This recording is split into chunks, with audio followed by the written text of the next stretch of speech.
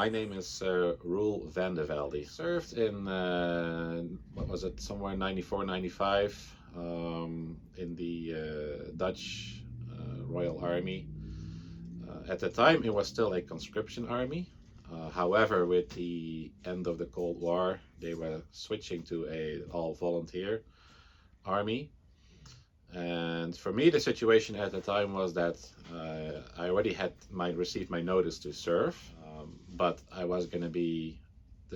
95 was the last call for conscripts.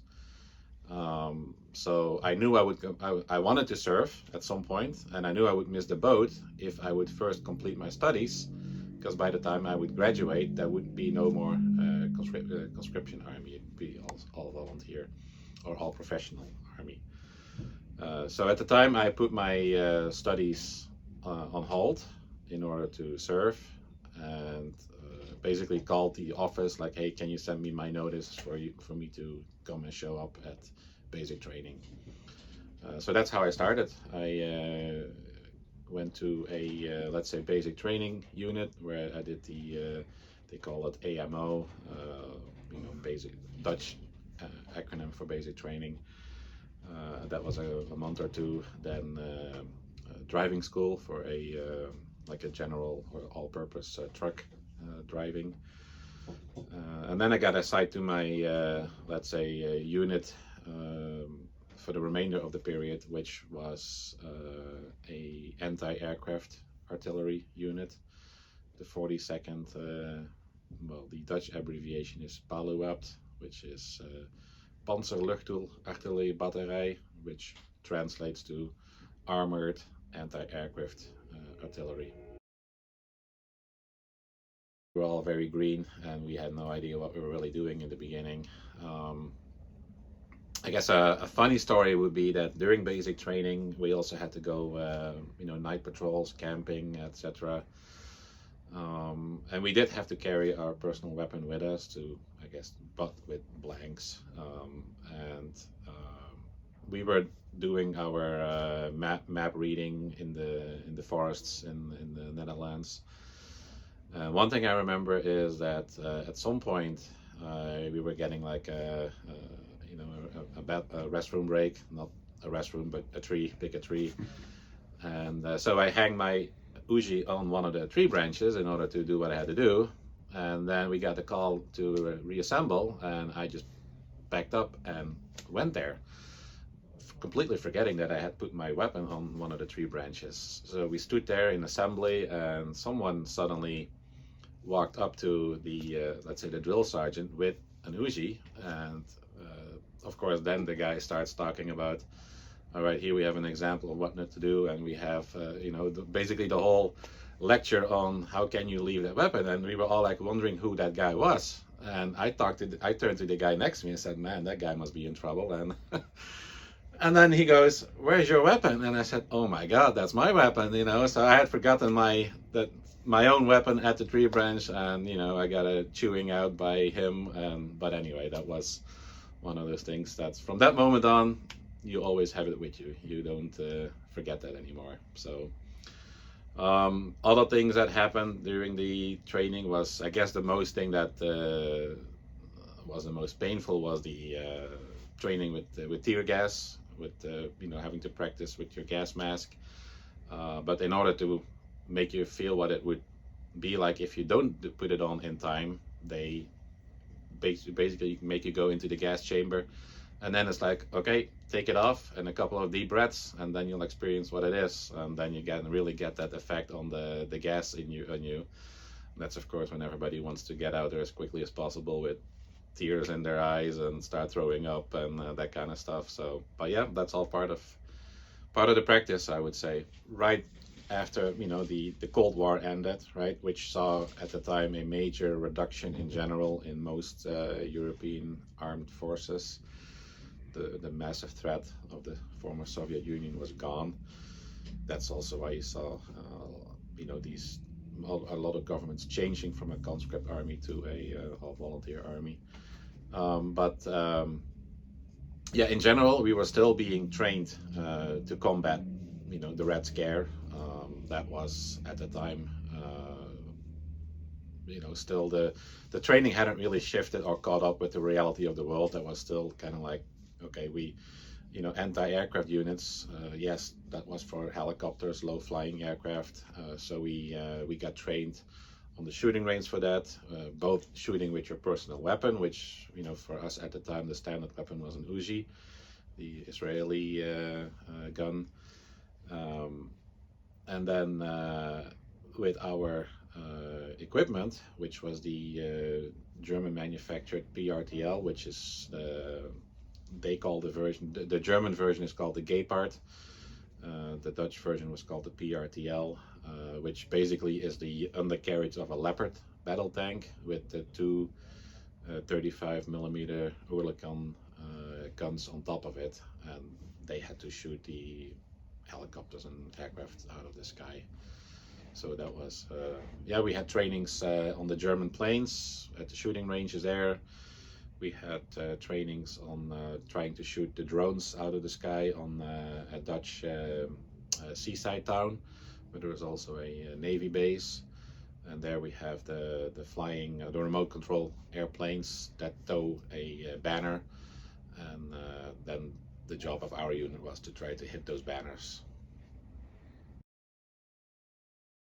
So our unit was anti-aircraft artillery. My specific role in that unit was to be a driver of the command and control shelter. So we had two identical trucks with a shelter on the back, and they would be set or positioned back to back. So you basically have, instead of two small shelters, you have one long shelter, and there would be all the, let's say, the command and control of directing the fire, etc. So when the tanks were positioned in the field, then we would be you know, slightly off located from them, but our job was to direct the fire, and I was then the driver of that truck. After basic training, I got my training on the DAF YAS 4442 truck, which is a general purpose truck made by the Dutch DAF trucks company. You can see here August 94, it says on the back. So I was actually, I had just graduated passed my regular civilian driving test. So I was actually the youngest in my unit. And fun fact, everybody thought I would be the last to get my permit for these trucks, because I was the youngest, had the least experience. I was actually the first to graduate out of the whole platoon. And once we did basic training, then we moved on to the, let's say, for the remainder of the service, to the active unit, which was the 42nd Armored Artillery, Anti-Aircraft Artillery, I should say. And our motto was seek and destroy. None of these units exist anymore. All of that has been gone with the, you know, with the downsizing of the army after the Cold War ended. Couple of things. Just my dog tag. Still have that. And then this was on my beret. The propeller with the guns, which is the anti-aircraft artillery. Let's see, this was the division I was in, which also no longer exists, EM, which basically translates to every moment, be ready every moment, but again, no longer there. My rank, Cannoneer first class, name, and then this was from the bigger unit that goes around your neck. So 42nd was part of the 25th, and that's about it. I have some pictures. This was me driving my truck, and here you can see the truck from the outside with my sister right in front of it. I was able to take it home for a day and show my parents what I was doing. So that's why it's in their backyard. This was that day when I lost my Uzi here on the campsite. These were some pictures during basic training.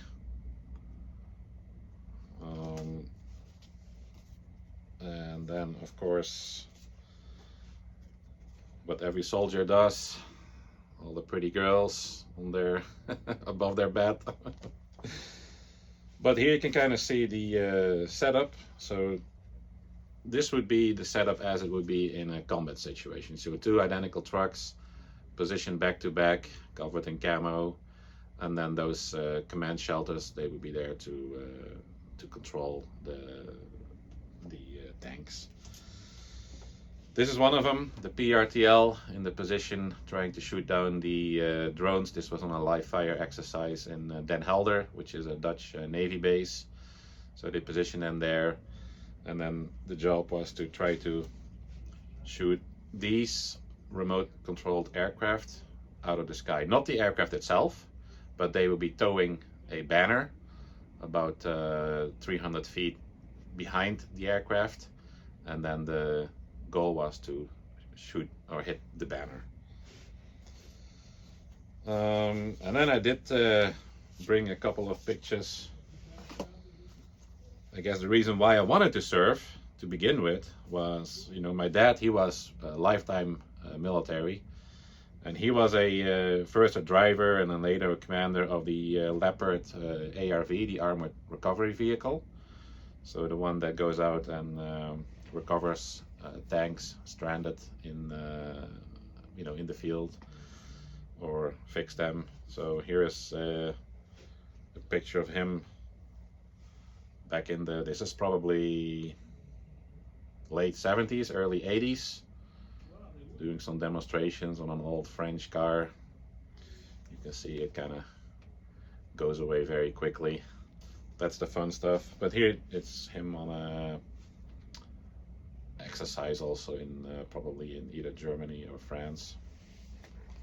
So that was why I kind of wanted to do it, just to experience it and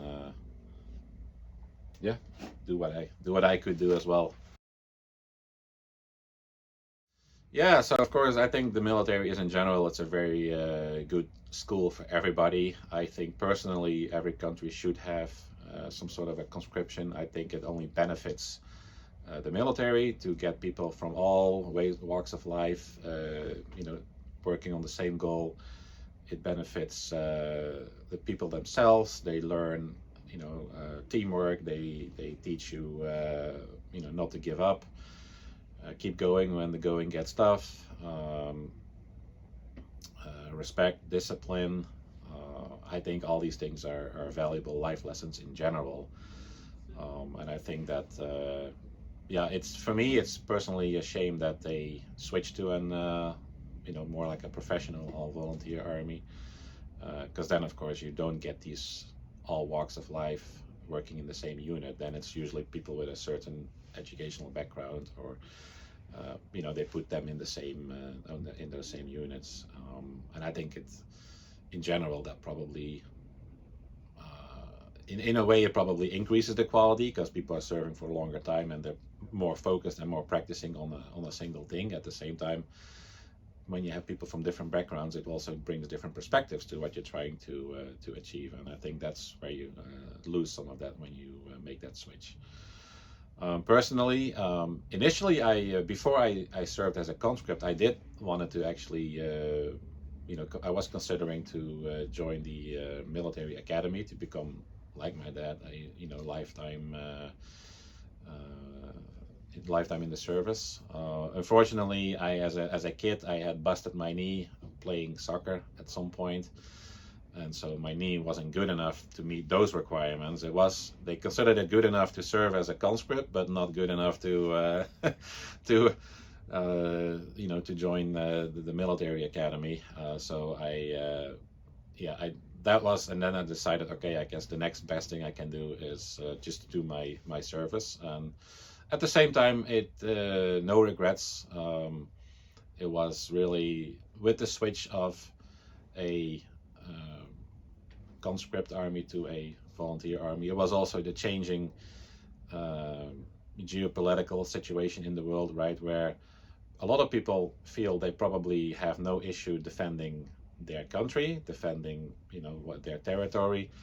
But at the time, there was a lot of shifting towards these UN operations where you get sent to, you know, Africa or for Eastern European countries where there was a lot of almost like tribal fighting, right? Where and yeah, if two tribes are fighting with each other, who are you as a third person to come in and say you can't do that? You can be there, and while you're there, you know, things might be fine, but as soon as you leave, these old resentments come to the surface again. And yeah, what's the point of that, right? It's do you want to potentially, you know, put yourself in harm's way for those type of scenarios? For sure, to defend your own families, to defend your own country. But with these UN peacekeeping operations, especially when it becomes more political than military to a certain degree. So, you know, with those shifts happening in the world, it was also personally, I didn't, you know, I wasn't too bothered by it. That wasn't a career path, and you know, I'm happy with how things turned out. I will always look back at the time in the army as one of the greatest periods of my life. But at the same time, I'm also happy that, or probably better off that I chose a, you know, let's say a career outside of the military. Finally, another story that probably was the most intense and exciting period of my time in the service, which was for 2 weeks we had to aid the civilian population during the flooding in the winter of 94 to 95, February 95. There was a lot of flooding in the Netherlands. The Netherlands, of course, being one of the low countries, we already have almost half of the country is below sea level. So battling the waters, that has been, you know, it's a century, multiple centuries battle for the country. But it just happens to be that, and the way the army is prepared to jump into these situations is that every week at the time, a different unit is on standby to aid in any sort of national emergency, to provide support to police, to fire departments, etc.